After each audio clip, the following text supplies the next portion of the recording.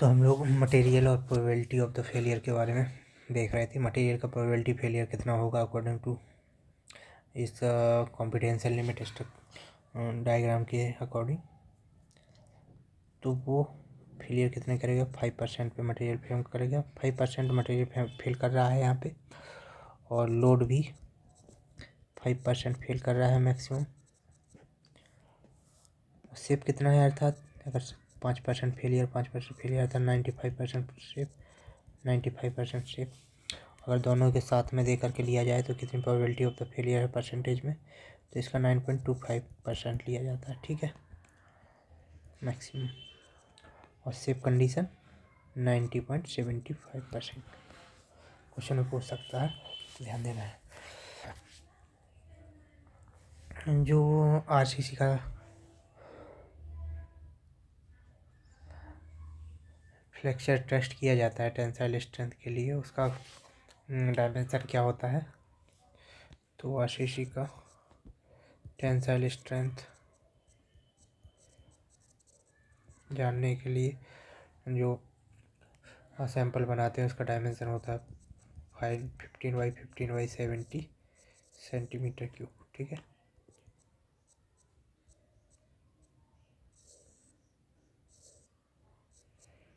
ठीक है, कुछ इस तरीके से होता है। एक और डायमेंशन बना सकते 10 बाई 50 सेंटीमीटर क्यूब। ठीक है, ध्यान देना है।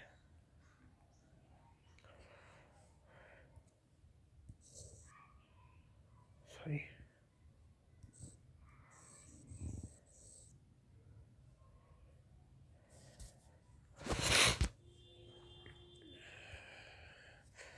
चलिए अगला टॉपिक देखते हैं। Modulus of rupture.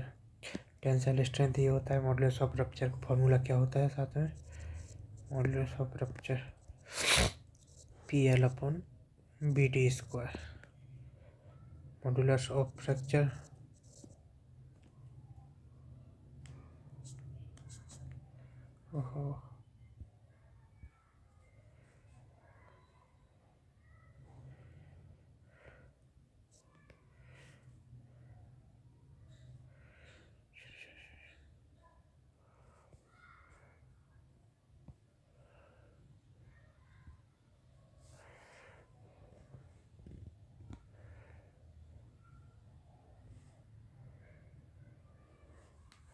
align handwriting convert to text।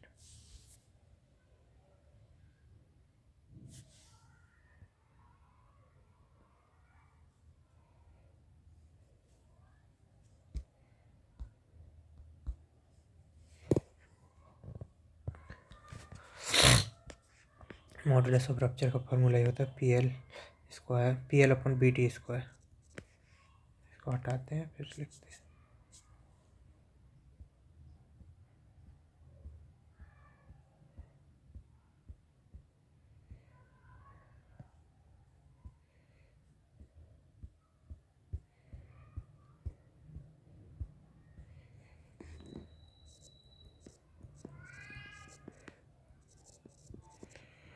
Modulus of flexure, ये एक और भी होता है FCR के टर्म में। Modulus of rupture FCR 0.7 FCK। ठीक है,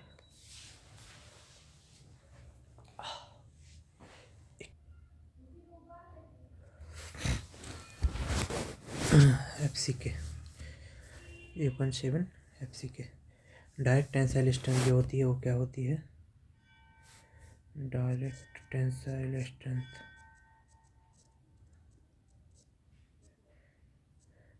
0.5 to 0.625, वो भी FCK का, सॉरी FCR का, फ्लेक्चर का आधा।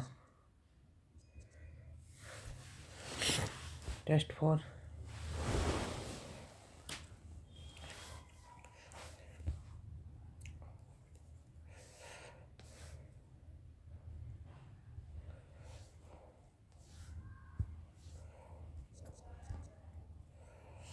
टेस्ट फॉर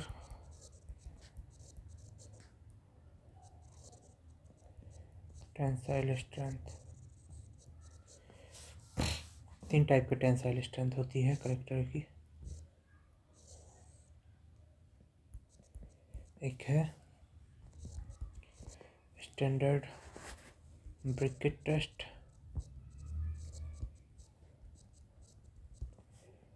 एक होता है स्प्लिट सिलेंडर टेस्ट, एक होता है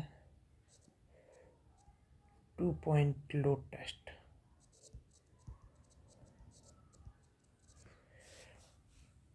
और इसी को बोला जाता है 1/3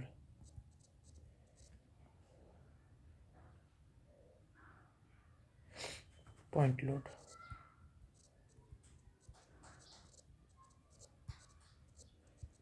test, 1/3 point load test. Okay, इसका सिंबल होता है FCT, इसका होता है स्प्लिट FCS, इसका होता है FCR। FCR जो होता है 0.7 FCK के बराबर होता है, और FCT जो होता है 0.5 FCR के बराबर होता है। और स्प्लिट टेंसाइल टेस्ट का फॉर्मूला क्या होता है? FCS का होता है 2P/πDL। जो FCS की वैल्यू जो होती है 0.66 FCR होती है।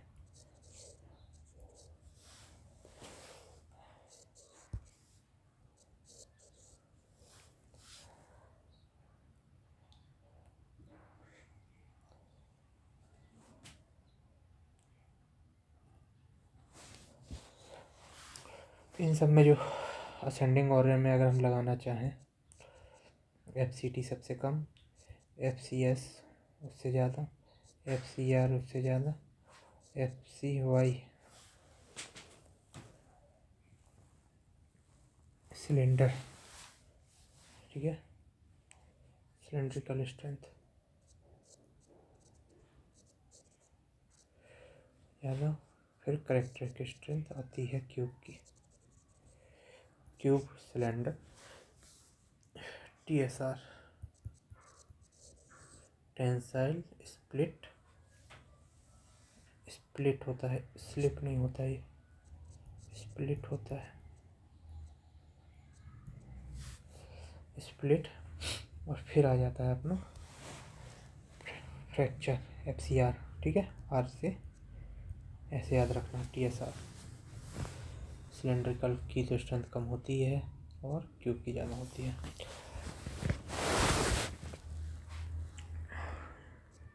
ऐसे भी बना सकते हैं,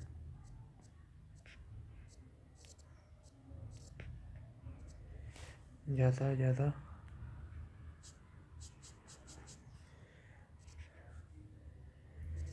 RST TSR या RST। एज के साथ स्ट्रेंथ का चेंजेसन होता है, जैसे जैसे कंप्यूटर हमारी बनाई, जैसे हमने स्ट्रक्चर बनाया, एज बढ़ती जाएगी तो क्या स्ट्रेंथ चेंज आएगा उसमें, वो देखते हैं। तो देखेंगे कि एज और स्ट्रेंथ अगर 1 दिन की है तो क्या स्ट्रेंथ रहने वाली 16%, 1 दिन, 3 दिन, 7 दिन, 14 दिन, 28 दिन और 3 मंथ। तो 1 दिन पे 16, 40, 60 नहीं 65 होता है, 7 पे 65, 5, 6, 7, ठीक है, 65, 90 और ये हो जाती है 28 दिन पे 100% या फिर 99%। और विथ रिस्पेक्ट टू 99% यहाँ पे जो 3 मंथ की स्ट्रेंथ होती है वो होती है 115%।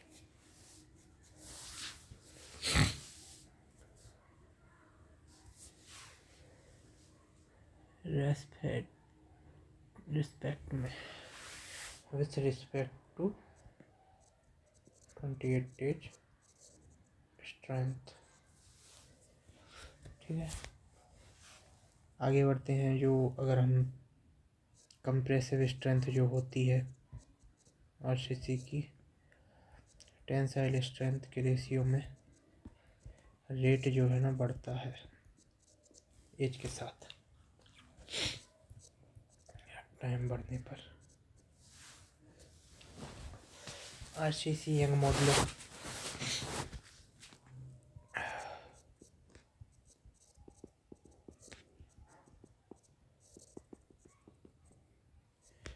आरसीसी यंग मॉडुलस आरसीसी में 3 टाइप का यूज किया जाता है कंक्रीट के लिए।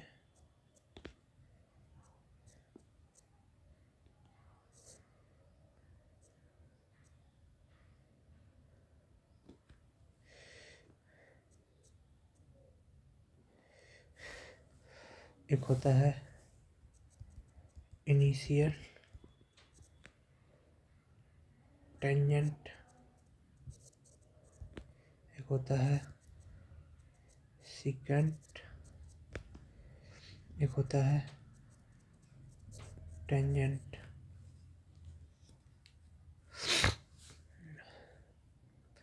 इनिशियल को short term dynamic elastic range में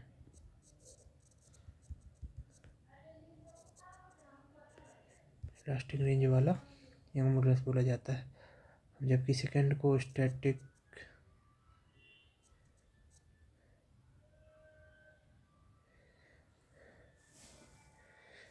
मोड और लॉन्ग टर्म इलास्टिक मॉडुलस बोला जाता है। जो EIT होता है वो इक्वल टू होता है EC के कंक्रीट के लिए 5000 रूट में FC के, और इसमें जो ±20% का वेरिएशन चलता है, एक्चुअल वेरिएशन। जैसे हम कैरेक्टरिस्टिक स्ट्रेंथ के लिए जो भी आता है वैल्यू, वेरिएशन होता है ±20%।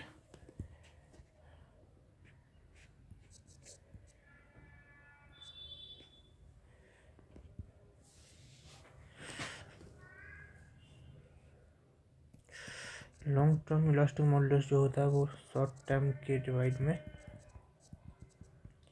1+θ होता है। ओके, एज के साथ थीटा की वैल्यू बदलती रहती है। तो एज अगर जैसे 7 दिन है, 28 दिन है, 1 साल है, 1.1, 1.6 और 2.1 होता है।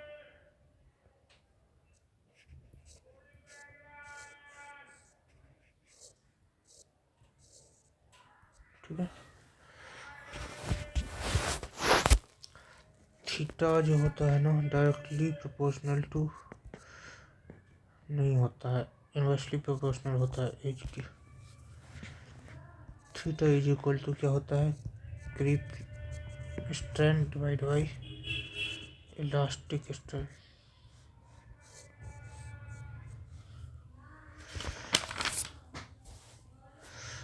IS कोड में 3 ग्रेड दिए गए हैं, ऑर्डिनरी और स्टैंडर्ड और हाई स्ट्रेंथ। क्वेश्चन अगर पूछा जाता है कि IS कोड में कंक्रीट गेट कितने टाइप के हैं, तो आंसर है 3 टाइप के। कौन कौन से?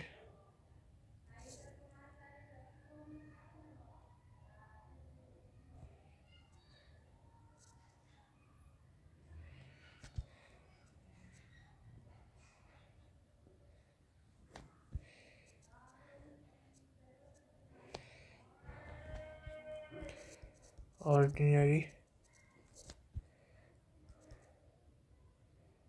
Standard, high strength.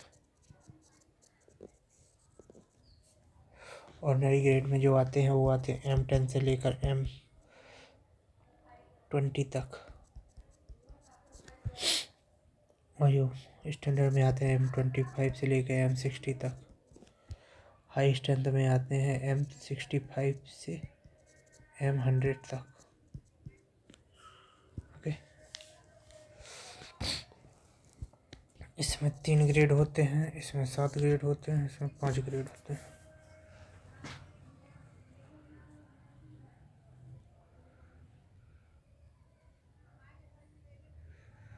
10, 15, 20, 25, 30, 35, 40, 45, 50, 55, 25, 30, 40,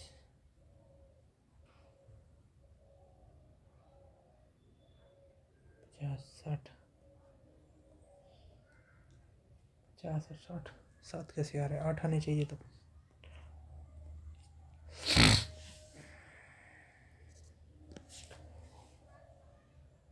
25, 30,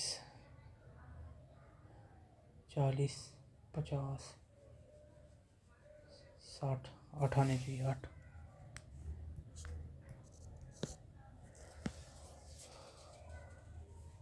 M65 से लेके M100 तक कितना आएगा?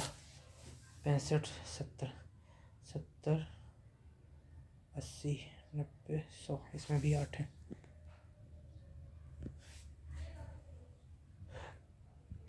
तो 70, 80, 90, 100,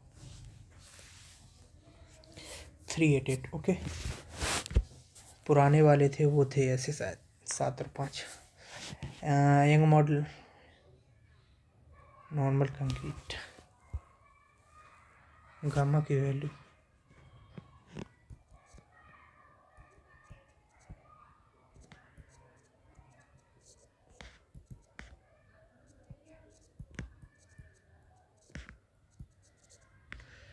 1823 kilo Newton per metre cube. Light weight के लिए ये होता है, हैवी वेट के लिए ये होता है।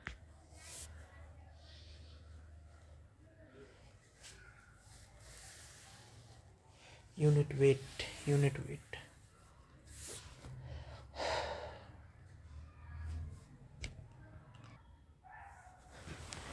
अठारह से 23 किलोमीटर पर मीटर क्यूब होता है लो वेट और हाई वेट की range. Unit weight of the concrete. RCC के लिए क्या होता है? ये नॉर्मल कंक्रीट के लिए था, ये आरसीसी के लिए होता है 25 kilonewton per metre cube, और पीसीसी के लिए 24 kilonewton per metre cube. Okay,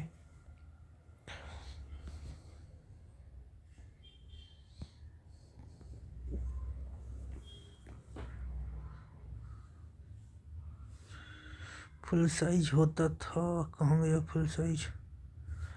ये रहा, फुल हो जा। चलिए अगला देखते हैं श्रिंकेज क्या होता है। श्रिंकेज एज के साथ इनवर्सली प्रोपोर्शनल होता है। जैसे जैसे एज बढ़ती जाएगी इसका श्रिंकेज वैल्यू कम होती जाएगी लॉन्ग टर्म में। श्रिंकेज 28 डेज पे जो है 0.0003 0.3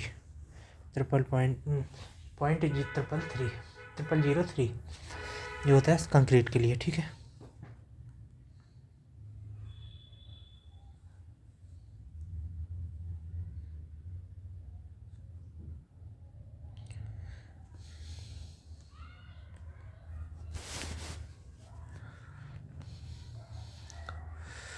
आगे देखते हैं हम लोग स्लम्प वैल्यू।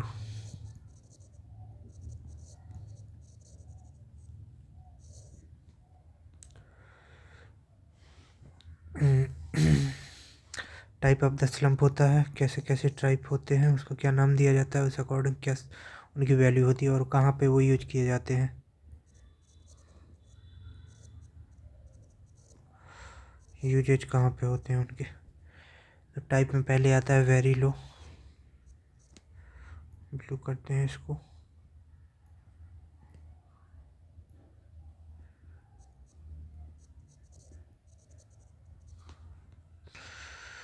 उसका स्लम्प वैल्यू जो रहता है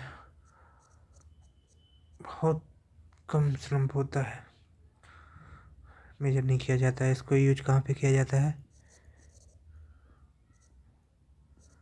ब्लाइंडिंग कंक्रीट, बाइंडिंग कंक्रीट होना चाहिए था, और सेलो सेक्शन या पेमेंट में, पेमेंट्स यूजिंग पेवर्स। उनका जहाँ पे रख दिए वहीं पे रखे रह जाएंगे पेवर्स को स्थिर रखने के लिए, ठीक है ना। उसके बाद जल्दी से वहाँ पे ट्रबल भी स्टार्ट हो जाता है जो पेमेंट्स वगैरह होते हैं। फिर आता है लो, तो लो का स्लम्प होता है 25 से 75। इनका यूज कहाँ पे किया जाता है, मास कंक्रीट वर्क,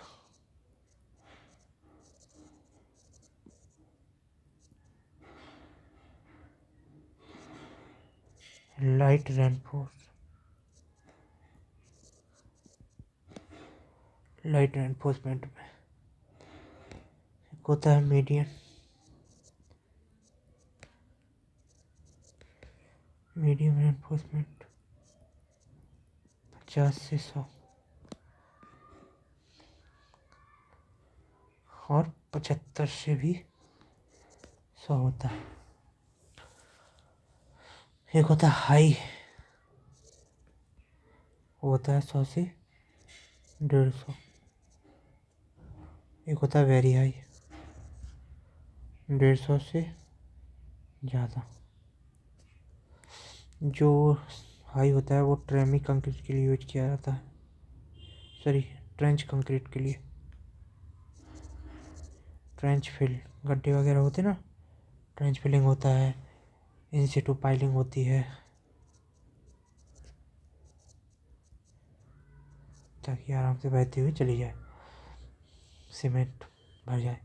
और वेरी हाई होती है ट्रेमी कंक्रीट, इसमें फ्लो बना रहे, ठीक है।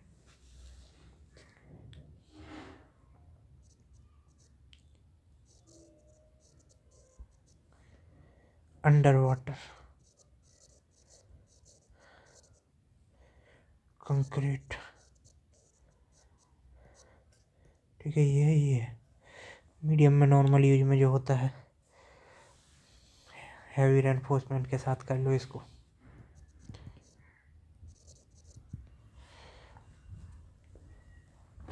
ठीक है, ये स्लम्प वैल्यू याद रखनी है, ज़्यादातर चीज़ ये पूछी जाती है शायद। अगला देखते हैं,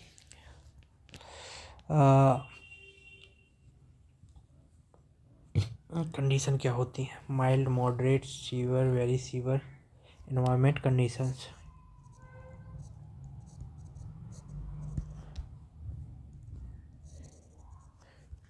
एक होता है mild, moderate, sewer, very severe, होता है एक्सट्रीम। तो माइल्ड की कंडीशन क्या होती है, इसमें क्या हो, जहाँ पे रेन ना हो रही हो और वेदर प्रोटेक्शन हो, कंक्रीट पर वेदर प्रोटेक्शन दिया गया हो। मॉडरेट में क्या होता है, तो रेन तो हो रही है बट सीवियर रेन नहीं है, मतलब थोड़ा थोड़ा रेन हो रहा है, सीवियर रेन नहीं है, ठीक है। और जैसे कहीं कंटिन्यूस अंडर वाटर चीज़ें हो गई,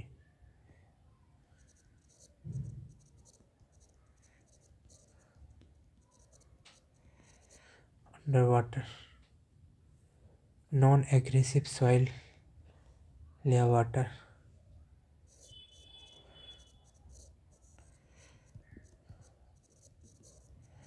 तो वो मॉडरेट में आ जाएगा।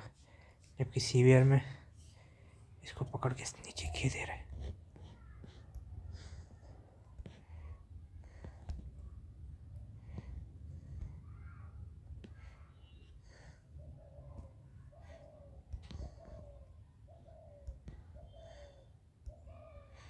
आजा भाई, तू क्यों नहीं आ रहा नीचे?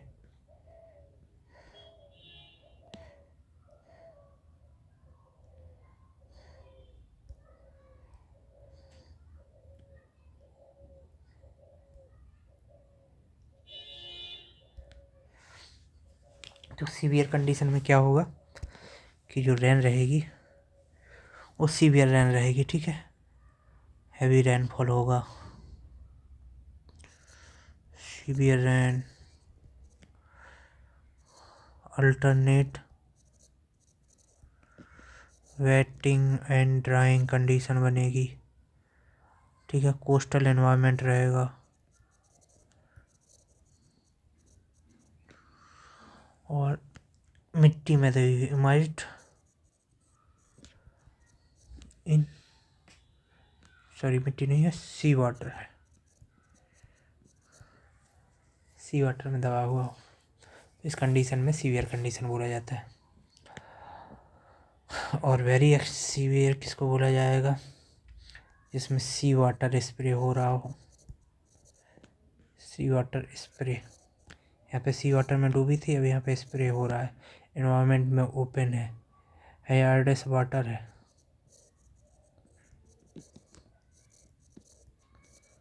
हैजार्डस वाटर है,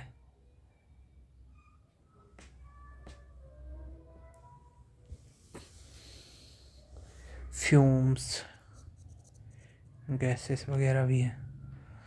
तो इस कंडीशन को बोलते हैं सीवियर रेन, ठीक है। एग्रेसिव सॉइल भी है, सॉइल के कांटेक्ट में है तो सीवियर रेन। एक्सट्रीम बचता है एक, तो एक्सट्रीम के लिए क्या होता है?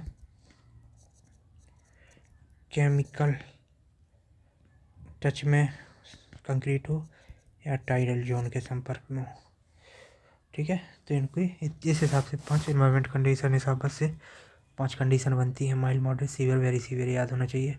इन्हीं के अकॉर्डिंग 2-4 चीज़ें और देखी जाती हैं। इनको थोड़ा छोटा करते हैं तो और इसी के साथ लिख देंगे।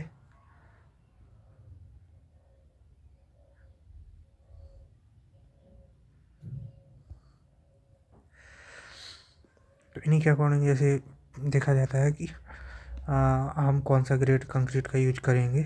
तो माइल्ड के लिए M20, M25, मॉडरेट के लिए M30, सीवियर के लिए M35, वेरी सीवियर के लिए, एक्सट्रीम के लिए M40 का यूज किया जाता है, ठीक है, RCC में। जबकि कवर बोला जाए, कवर क्या होता है? तो कवर जो होता है 20, 30, 45, 50, 75, ठीक है, सही है। कवर की वैल्यू ये रखते हैं, ठीक है।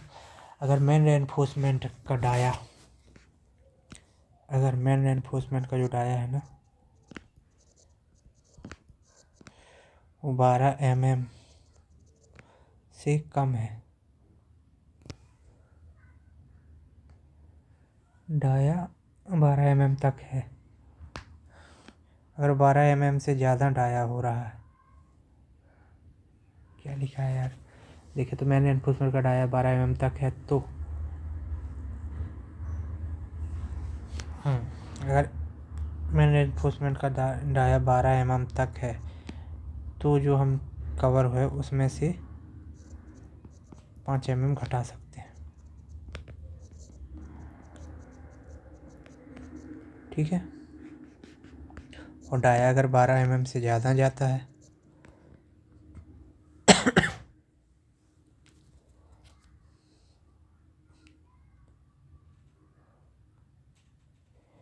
तक बोला गया था। मैंने एनफोर्समेंट का डाया 12 mm तक है तो 5 mm माइनस कर देते हैं, ऐसा होना चाहिए।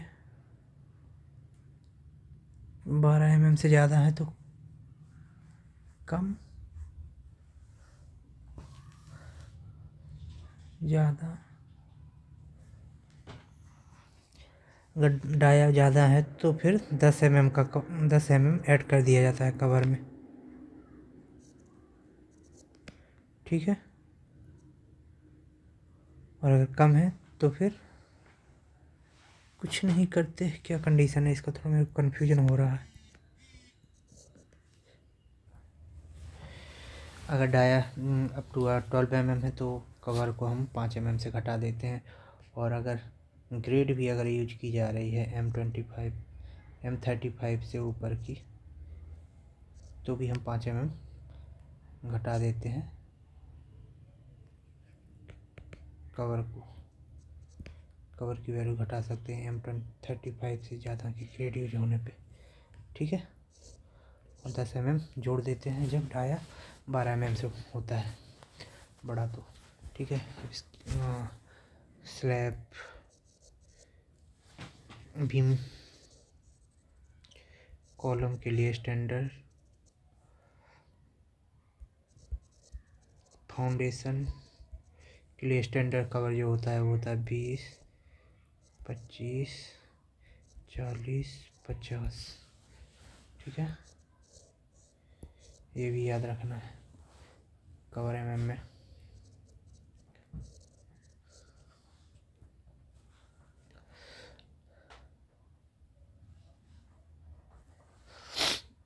मिनिमम ग्रेड जो यूज की जाती है अलग अलग कंडीशन के हिसाब से, जैसे पीसीसी बना रहे हैं तो मिनिमम ग्रेड कितने का बनेगा, तो M15 का रहेगा, ठीक है। और आरसीसी में मिनिमम ग्रेड और पीसीसी अगर सी वाटर में यूज कर रहे हैं तो M20 का रहेगा यूज। और अगर वाटर टैंक के लिए यूज कर रहे हैं तो M30 होना चाहिए ना, हाँ M30 होना है। अगर आरसीसी एंड सी वाटर तो इसके लिए भी M30 है। पोस्ट टेंशन के लिए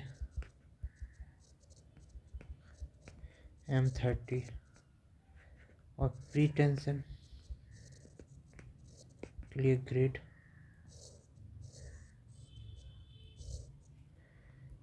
M40, ठीक है।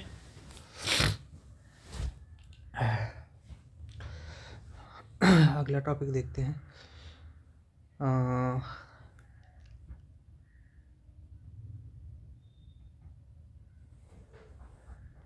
एक्सपोजर कंडीशन के हिसाब से माइल्ड, मॉडरेट, सीवियर, इन्हीं के हिसाब से तरह तरह की चीज़ें और भी यूज की जाती हैं। तो आगे टॉपिक में एक बार फिर से लिखते हैं इनको। Mild, moderate, severe, very severe,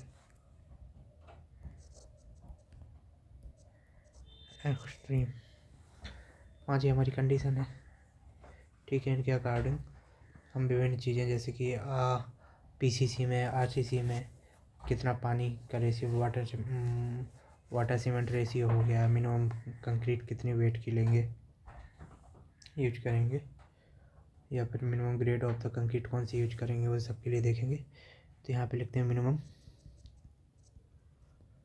cement कितनी यूज करेंगे, पहले नंबर पीसीसी, दूसरे नंबर आरसीसी, ठीक है। यहाँ पे होगा मैक्सिमम वाटर पीसीसी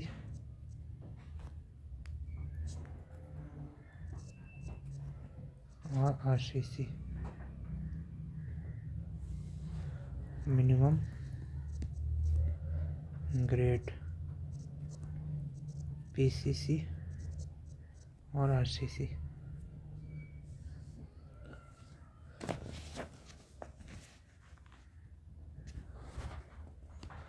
एक और चीज़ आ गई है, अलाउएबल क्रैक विथ, ठीक है। इस हिसाब से देखते हैं जो हमारा मिनिमम ग्रेड होता है, मिनिमम कंक्रीट होता है वेट में। पीसीसी के लिए हम 220 किलोग्राम लेते हैं पर मीटर क्यूब में। वाटर सीमेंट रेशियो की तो समझ रहे हैं, maximum water, minimum grade of the concrete, तो 220 लेते हैं पीसीसी में। 220, 240, 250, 260 और 280। ओके, जो आरसीसी में हम वेट लेते हैं इसका वो लेते हैं 300 या 320 से स्टार्ट करते हैं, 300 से स्टार्ट करते हैं, 300 फिर 300 मॉडरेट के लिए।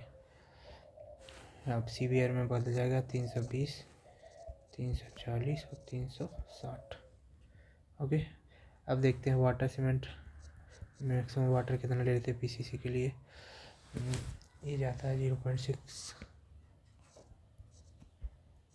3 दूना 6 होता है ना, तो 0.6 और फिर 0.6, इन दोनों में रिपीटेशन होता है।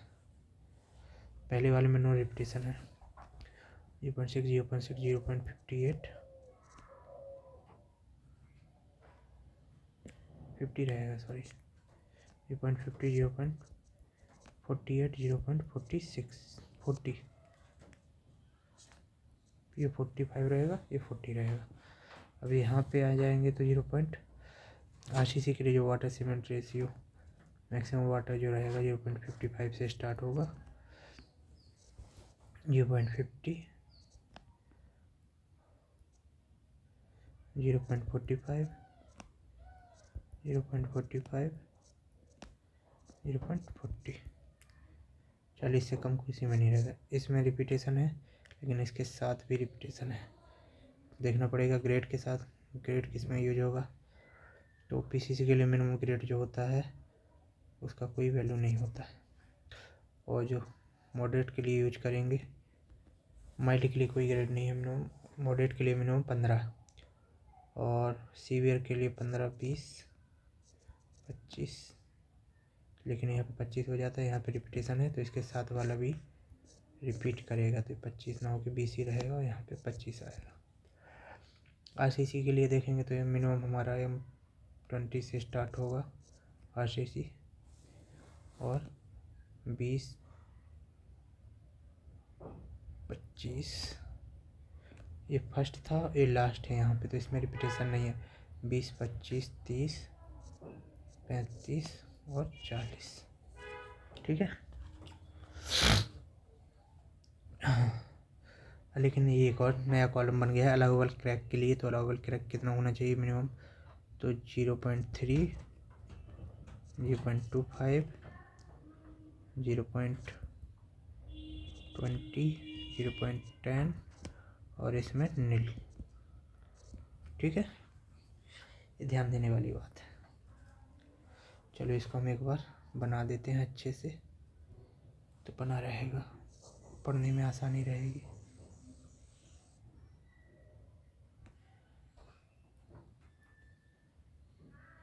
तो अच्छा भाग रहा है,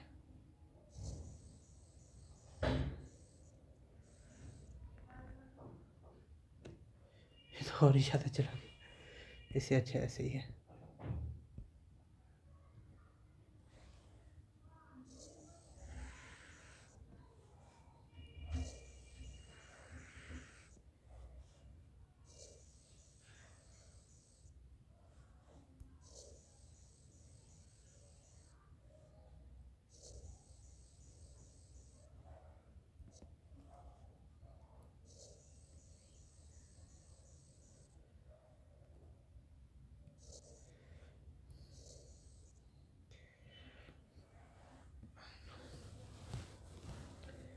ठीक है, तो ये पढ़ने में थोड़ा आसानी हो जाती है।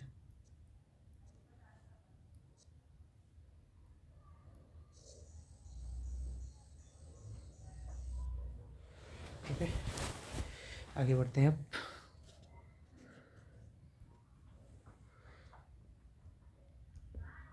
नए पेन के साथ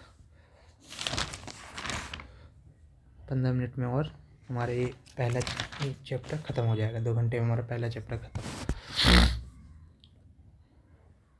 जो क्रीप होता है डेड लोड से होता है, और जो कंक्रीट में क्रीप की वैल्यू जो होती है वो होती है 0.0005। उसके पहले हमने देखा था 0.0003, तो वो क्या था, वो था श्रिंकेज की वैल्यू। श्रिंकेज 0.0003। ये पेन ज़्यादा अच्छा नहीं है, थोड़ा डार्क करना पड़ेगा इसको कुछ इस तरीके से, ठीक है। तो याद रखना क्रीप अगर बोलता है तो 5, देखिए ई आ रहा है ना, 5वें नंबर पे होता है डबल, मतलब ई की वैल्यू 5 होती है, अल्फ़ाबेट में 5वें नंबर पे होता है, श्रिंकेज में जयपुर 333, ठीक है।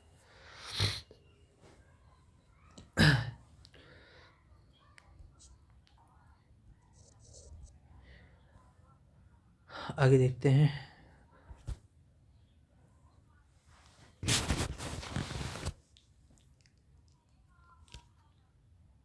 डायरेक्ट बेंडिंग, टेंशन और कंप्रेशन में जो स्ट्रेस की वैल्यू होती है ग्रेड के हिसाब से उसको देखते हैं। तो टेंशन में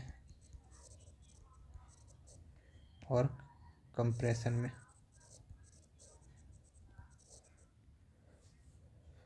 अगर डायरेक्ट टेंशन है और बेंडिंग है टेंशन से, कंप्रेशन में डायरेक्ट टेंशन आ रहा है, डायरेक्ट कंप्रेशन आ रहा है और बेंडिंग से कंप्रेशन आ रहा है, तो इस रिगार्डिंग में ग्रेड के हिसाब से क्या क्या स्ट्रेस निकलता है। M10 M15 के लिए, M20 के लिए, क्योंकि पीसीसी में हम मिनिमम ग्रेड क्या यूज करते हैं 15, ठीक है, इसलिए M15 M20 M25 M30 M35 और M40। इसको देखेंगे तो आप, तो डायरेक्ट में जो आता है तो कितना आएगा, आपने एक फॉर्मूला पढ़ा होगा डायरेक्ट का लास्ट टाइम में, कि डायरेक्ट टेंसाइल स्ट्रेंथ क्या होती है, तो वो होती है 0.5 FCR,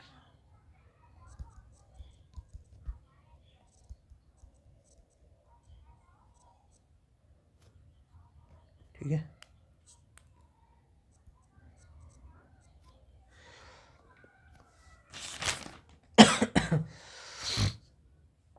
और FCR भी कैसे आता है, वो आता है 0.7 FC के, ठीक है।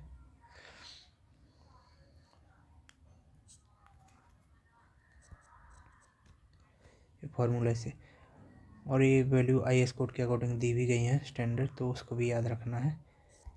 तो M15 के लिए 2.0 से स्टार्ट हो जाएगा, 2.2 नहीं 2.8 है, 20 के लिए 2.8, 25 के लिए 3.2, 30 के लिए 3.6, 35 के लिए 4, यहाँ पे 8 बढ़ा, यहाँ पे 4 बढ़ा, यहाँ पर 4 बढ़ा, यहाँ पर 4 बढ़ा, 8 4 12, 12 और 4 6, 2 4 6, 6 4 10 4, और यहाँ पे 4.4, ओके, 4 बढ़ता चला जाएगा।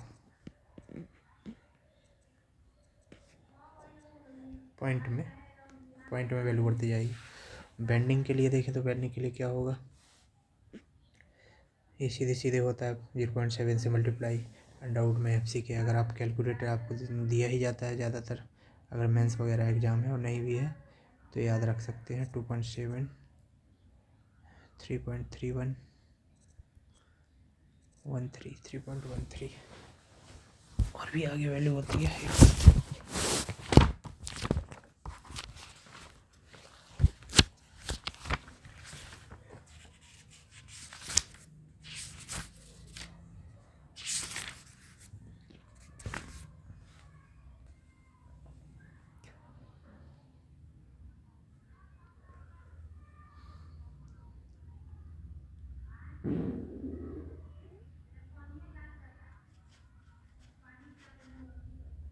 तो कुछ और ही दिखा रहा है इधर।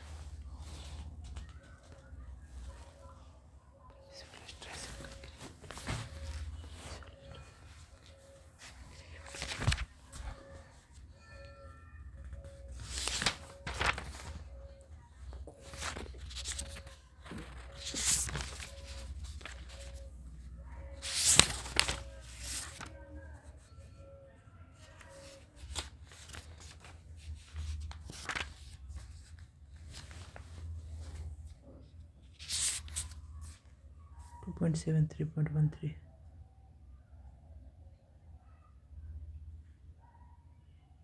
बेंडिंग, डायरेक्ट बेंडिंग के लिए। चलिए आगे देखते हैं कंप्रेशन वाला क्या है। तो कंप्रेशन का है 4 5 6 7 होगा नहीं, 8 9 10, ठीक है। और बेंडिंग के लिए तो इसका फॉर्मूला होता है सिग्मा CVC बड़ा होता है FC डिवाइड बाई 3। 15 है तो 5 आ जाएगा, 7 लगभग आ जाएगा, 7 आ गया, 8 3 24 होता है 8.5, और 10 तो आएगा ही आएगा, 11 3 33.1, 33.5 11.5 आएगा, और 12.5 आएगा, 13 3 39 होता है 13.5 आएगा। बेंडिंग का थोड़ा मिस हो रहा है, जबकि आपको याद है डायरेक्ट कंप्रेशन, डायरेक्ट टेंशन और डायरेक्ट कंप्रेशन को याद रखना है, ज़्यादा ज़रूरी है। क्वेश्चन में यही पूछे जाते हैं ज़्यादातर, इसका भी बाद में बता देंगे इंडिविजुअल टेबल में। वैसे तो होना चाहिए, 1 मिनट रुक सकते हैं। तो M15 के लिए जो बेंडिंग में स्ट्रेस आता है कंक्रीट में M2.7, कंक्रीट के लिए परमिसिबल स्ट्रेस है, ये हेडिंग बना दे रहे हैं यहाँ पे।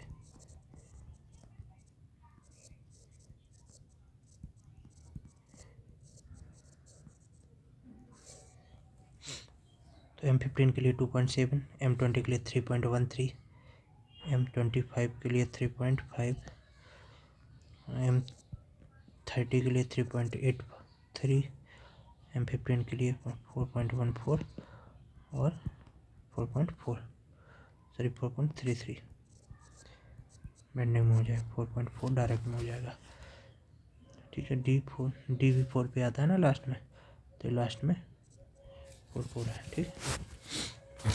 आगे बढ़ते हैं।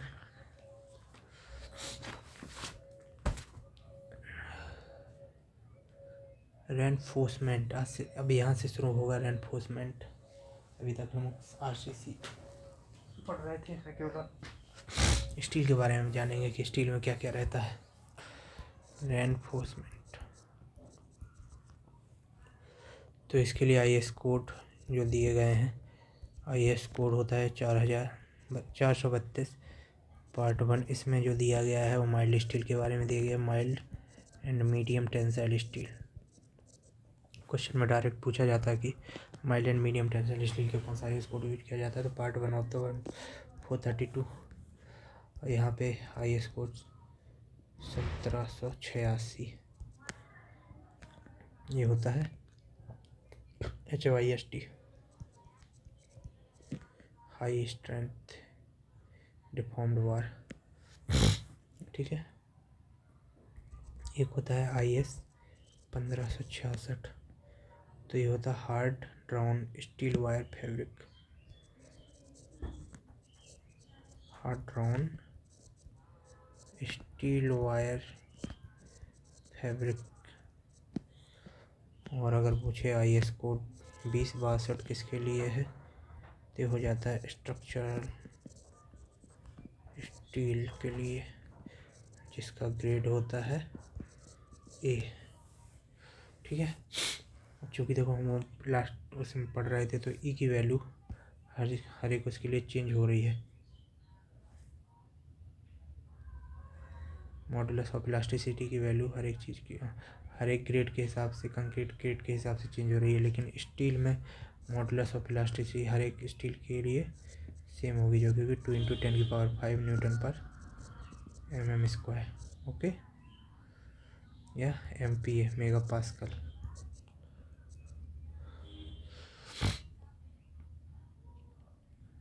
स्टील यील्ड स्ट्रेंथ होती है करेक्टरिस्टिक स्ट्रेंथ। स्टील कितने टाइप की होती है, 3 टाइप का स्टील होता है। एक होता है माइल्ड, एक है HYST,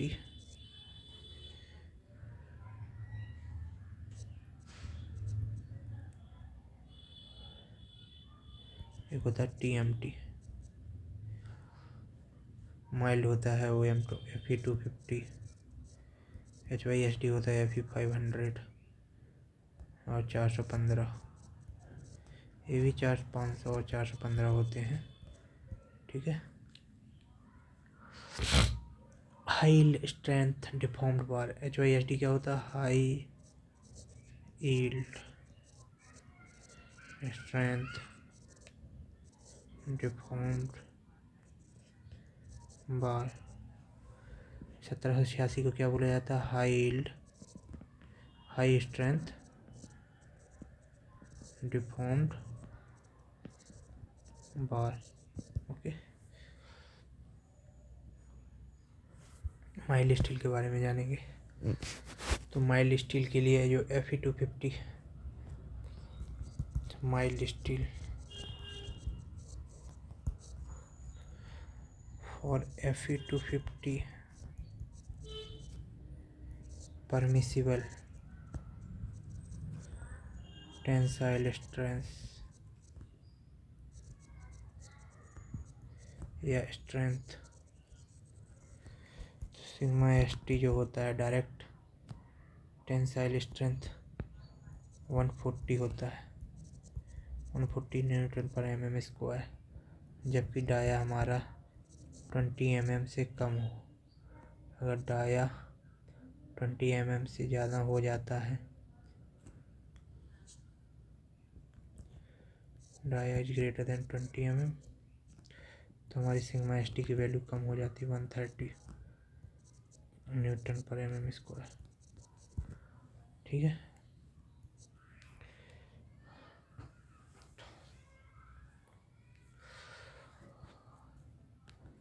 for Fe250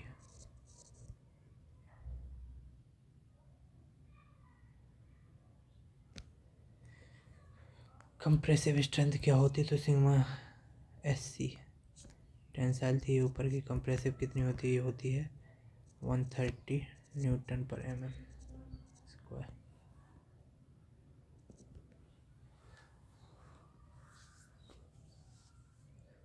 shear strength है, कंप्रेसिव स्ट्रेंथ है, शियर होना चाहिए ना।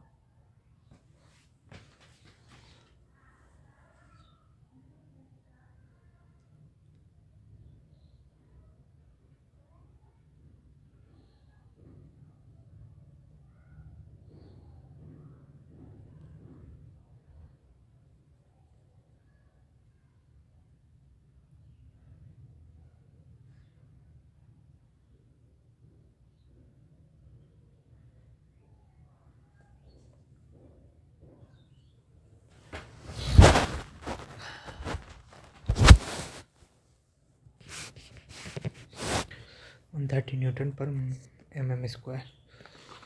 मीडियम टेंसाइल स्ट्रेंथ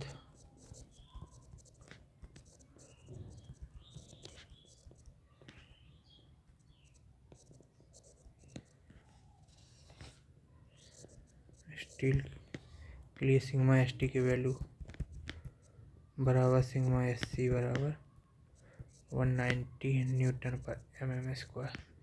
ये होता है Fe 315 करीब। ठीक है, तो इसके लिए 190 होता है। जबकि HYST के लिए sigma ST is equal to 230 newton per mm², और sigma SC 190 Newton per mm² ही होते हैं। जबकि सिग्मा ST 500 के लिए, Fe 500 के लिए, Fe 415 के लिए सिग्मा ST की वैल्यू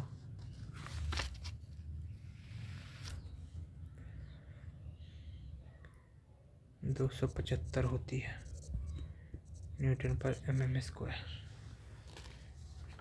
ठीक है, इसका एक टेबल भी बना सकते हैं ऐसे कि जितने टाइप की स्ट्रेंथ है ST SV, डाया अगर 20 से कम है और डाया अगर 20 से ज़्यादा है तो उस रिगार्डिंग Fe250 के लिए, Fe 315 के लिए, 415 के लिए, Fe 500 के लिए,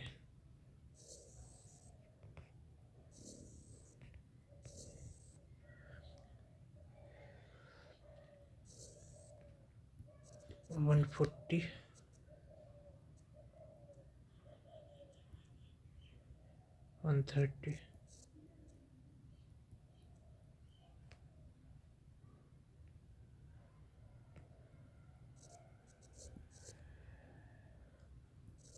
SP नहीं होता है 500 का, CR में यूज नहीं किया जाता है। जो हमारा FE 500 है वो CR में यूज नहीं किया जाता है, जबकि जो डायरेक्ट टेंसाइल स्ट्रेंथ होती है उसकी होती है 275। ठीक है, और FE 415 के दोनों में 230। जबकि कंप्रेसिव स्ट्रेंथ अगर देखी जाए तीनों की तो इसकी होती है 190 की 250 की 130 होती है, इसकी होती है 190, और इसकी कंप्रेसिव स्ट्रेंथ काउंट नहीं की जाती, कंप्रेसिव में यूज ही नहीं किया जाता। ठीक है, RCC में यूज नहीं किया जाता। आप कहेंगे कि स्टील यूज नहीं किया जाता फिर तो डायरेक्ट स्टील का कॉलम बना सकते हैं। चलिए आगे बढ़ते हैं।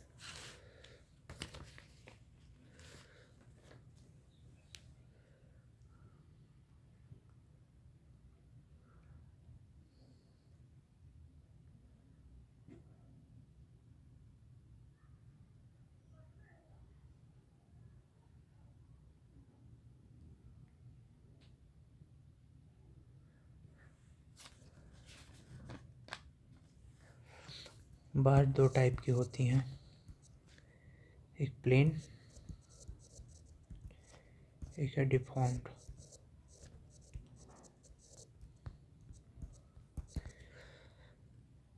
प्लेन बार में कौन कौन सी आती है? FE 250,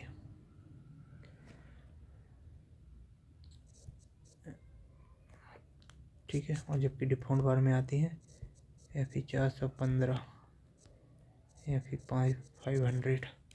इन सब की अगर यील्ड स्ट्रेंथ देखी जाए तो इसकी होती है 250, इसकी होती है 410, इसकी होती है 415, 500। जबकि इसकी अल्टीमेट स्ट्रेंथ क्या होती है? 410, इसकी 485 और इसकी 545। मार्जिन ऑफ द सेफ्टी,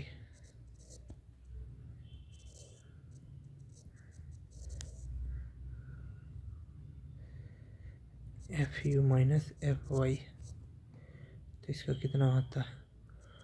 160, इसका कितना होता है? 70, इसका 45।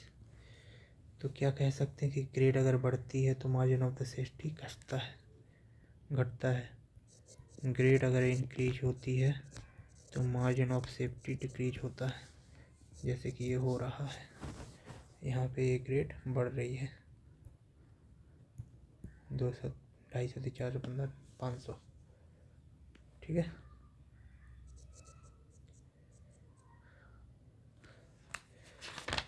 फैक्टर ऑफ सेफ्टी अगर देखा जाए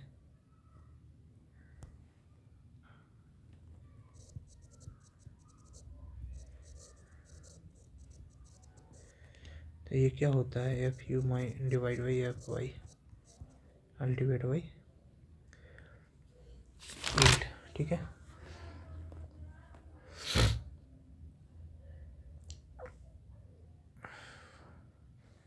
एक और चीज़ होता है, वो होता है TMT बार कैसा बना होता है। तो इसका स्ट्रक्चर इस तरीके से होता है।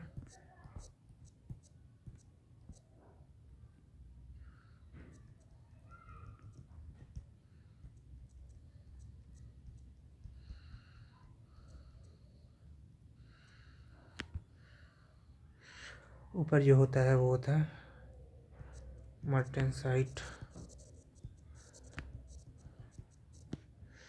अंदर जो होता है martensite plus bainite,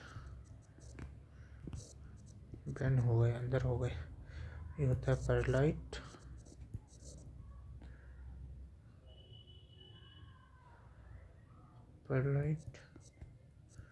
plus ferrite plus bainite. Ductile होता है ये स्ट्रेंथ देता है ये मार्टेनसाइट और बेनाइट।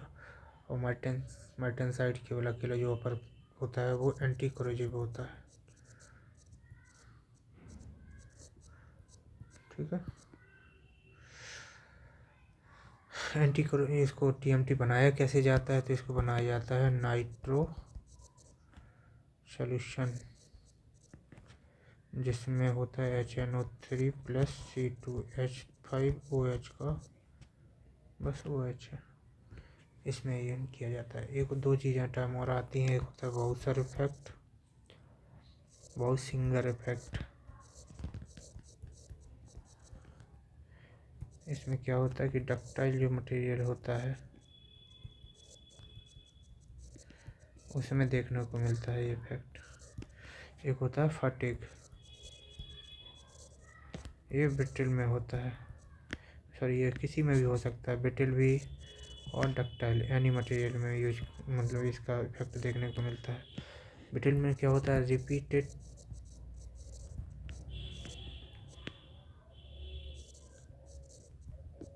साइक्लिक लोड आता है, जब तक डक्टाइल में क्या होता है, डिक्रीज्ड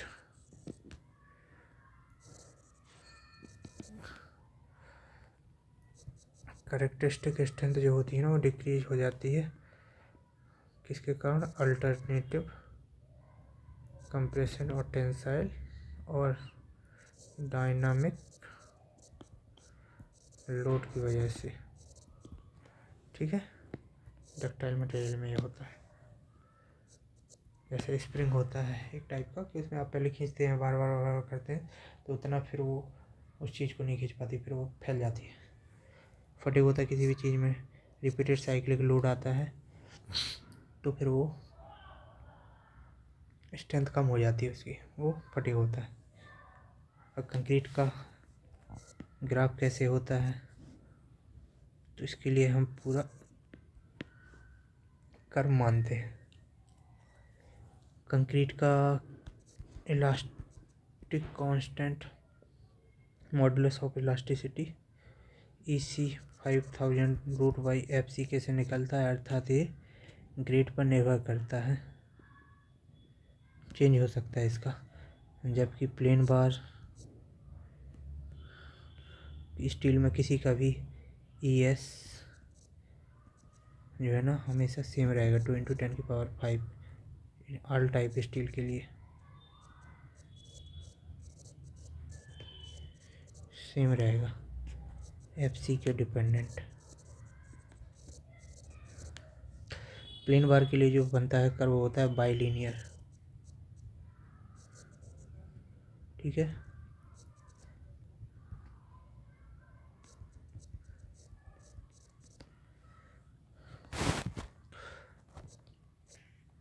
जबकि HYSD बार के लिए बनता है वो कुछ अलग होता है, ऐसे होता है। इसके लिए प्रूफ स्ट्रेंथ पता करना पड़ता है जो कि 0.2%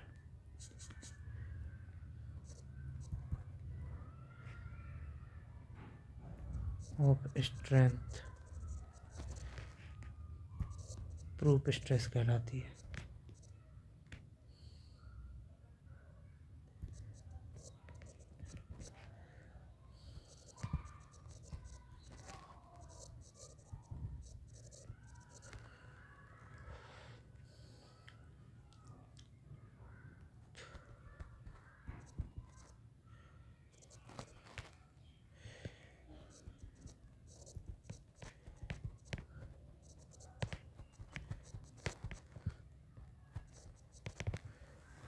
ये हमारा पहला यूनिट ख़त्म, पहला चैप्टर ख़त्म होता है।